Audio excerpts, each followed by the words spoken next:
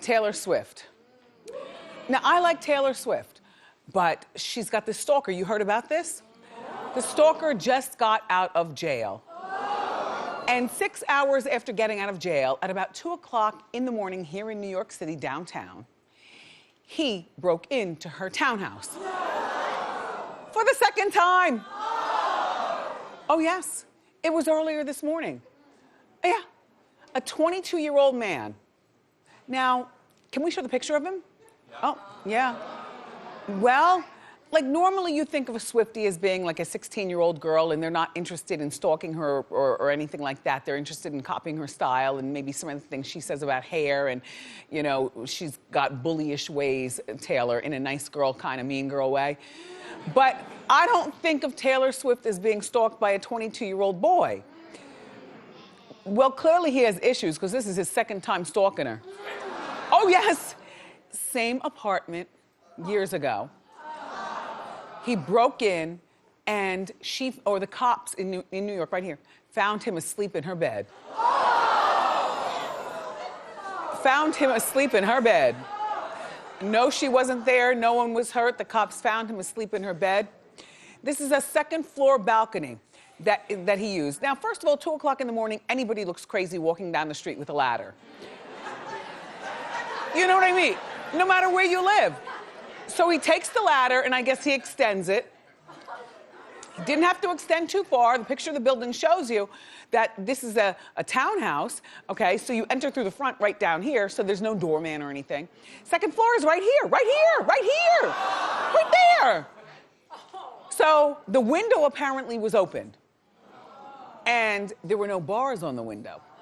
See, bars are a must here in New York. I mean, or any big city or any suburb too. Bars for everyone.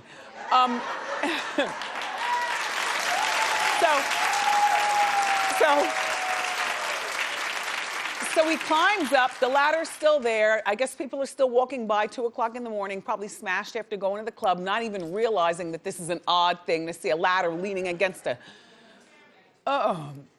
Then, not only were there no bars and the window was already opened, but apparently there was some sort of balcony door and the balcony door was unlocked.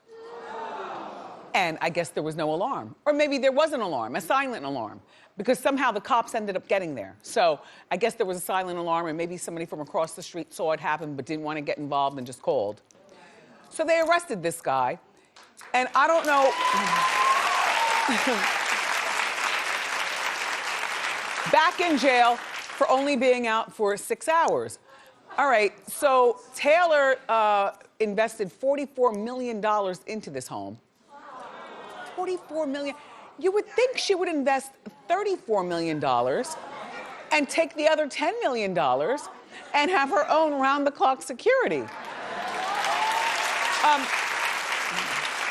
And, you know, as lifestyles of the rich and famous goes, generally speaking, a lot of the rich people that you know, they invest in real estate, so they really don't live wherever they live. They might have one place that they call their favorite, but you know, she might plop here when she comes to New York if she doesn't feel like staying in a hotel, you know, which I love hotel staying. There's one door in, one door out, cameras on every floor, doorman downstairs, there's the concierge, you know, you're protected. And then the media had the nerve I can't even say the address, but it started with a 5. I think it was 13. I don't remember the street address. But the media posted her whole address. And the media has been doing this a lot recently. Like, they will post a full celebrity's address. Not that you can't go on GoogleEarth.com or MapQuest or anything like that and get it yourself. But it's right there. It's terrible. You know, last year, there was a separate man who scaled the fence, we covered this on Hot Topics, at her Beverly Hills home. And they only scaled the fence, they didn't get into the house. But escalation is scary enough. And if someone broke into, like, the average person's home, they couldn't just sell it and move right away, because that's all your stuff, and sometimes you don't have a choice. But in the case of Taylor Swifт, you have a choice. I would sell both of those homes and move quickly someplace else. And you might say that the media has accountability because media is posting addresses and things like that, but no, not really, because the addresses are also on the internet. So the media is just parroting what is already on the internet.